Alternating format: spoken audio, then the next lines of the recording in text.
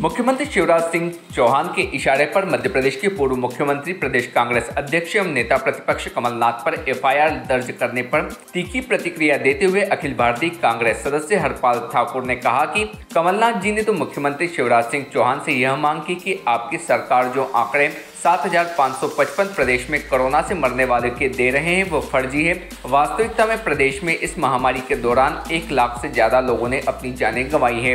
इसलिए आप सही आंकड़े सामने रखकर पीड़ित परिवार को 5 लाख की आर्थिक सहायता दीजिए एवं उसके परिवार के बच्चों को निःशुल्क शिक्षा की गारंटी दीजिए। तहसील के सरकारी आंकड़े और जमीन पर मरने वालों की संख्या का मिलान करके वेरिफिकेशन कर लें ताकि कोई शंका न बचे, पर इसके उलट अपनी सरकार की पोल खोल देने के कारण उनके खिलाफ एफआईआर दर्ज करा दी। हरपाल ठाकुर ने मुख्यमंत्री शिवराज सिंह चौहान को चुनौती देते हुए कहा कि सीहोर आपका गृह जिला है। आप सीहोर में आपके विधायक एवं कलेक्टर, एसडीएम एवं विपक्ष के 2-3-4 लोग और कुछ पत्रकार साथियों को मिलाकर एक कमेटी गठित कर दीजिए जो सरकारी मौत के आंकड़े और उस तहसील के वास्तविक आंकड़ों का सत्यापन कर ले। यदि आपकी सरकार के बताए आंकड़े सही निकलते हैं तो हम सार्वजनिक रूप से आपसे माफी मांगेंगे, और यदि सरकार के आंकड़े गलत है तो तथ्यों को सही करके पीड़ित परिवार को 5 लाख रुपए की आर्थिक सहायता दीजिए। भारतीय न्यूज के लिए आष्टा से खालिद रिपोर्ट।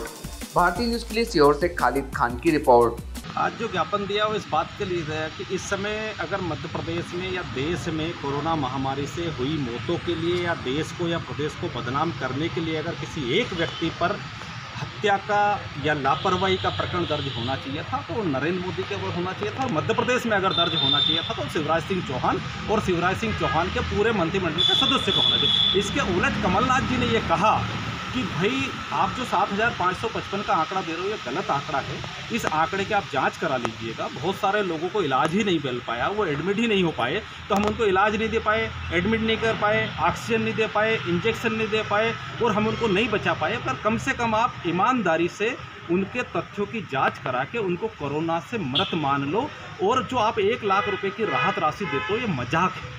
आपको कम से कम 5 लाख रुपए की राहत राशि देना चाहिए और उसके परिवार पर आश्रित सदस्यों के भरण पोषण और उनकी शिक्षा की व्यवस्था करना चाहिए। इस पे उनके खिलाफ एफआईआर दर्ज की गई, ये सबसे बड़ी शर्म की बात है। जबकि शिवराज सिंह जी चौहान, हम तो आपको चुनौती देते हैं, ये सीहोर जिला आपका, और इस सीहोर जिले में आपके विधायक को रखो, सीहोर विधायक को रखो, एक कमेटी बना करके, एक आस्था के विधायक को रखो और एसडीएम को रखो, कलेक्टर को रखो और 2-3-4 कांग्रेस के विपक्ष के कुछ लोगों को रखो, 3-4 पत्रकार साथी को रखो।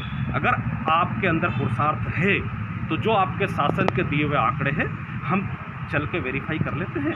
अगर आपके दिए गए आंकड़े सत्य निकलेंगे तो मैं सार्वजनिक रूप से ये कहता हूं कि हम शिवराज सिंह चौहान से माफ़ी मांगेंगे।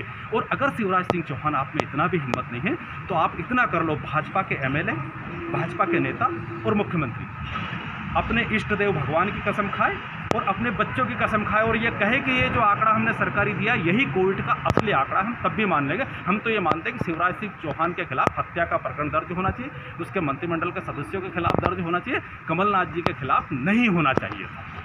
ज्ञापन के बाद भी अगर प्रशासन ने इस बात को आपकी नहीं मानी कि कमलनाथ पर प्रकरण वापस हो और मुख्यमंत्री और प्रधानमंत्री पर प्रकरण दर्ज हो, फिर आप उस पर विपक्ष में क्या करेंगे? मुद्दा कमलनाथ पर प्रकरण दर्ज नहीं है। कांग्रेस पार्टी अंग्रेजों के खिलाफ लड़ते हुए जेल गई, राहुल गांधी जी संघर्ष कर रहे हैं, कांग्रेस पार्टी पूरा संघर्ष कर रही, कमलनाथ जी कर रहे हैं। कमलनाथ जी पे 1 नहीं 1000 प्रकरण दर्ज करा दे, पर हम इस जनता के बीच में जाएंगे, शिवराज की असलियत सामने लाएंगे और जनता की अदालत में और जनता के मत के आधार पे एक दिन ऐसी व्यवस्था खड़ी करेंगे कि हिंदुस्तान के अंदर नरेंद्र मोदी और शिवराज सिंह चौहान सलाखों के पीछे होंगे। Subscribe now to most exciting channel ever.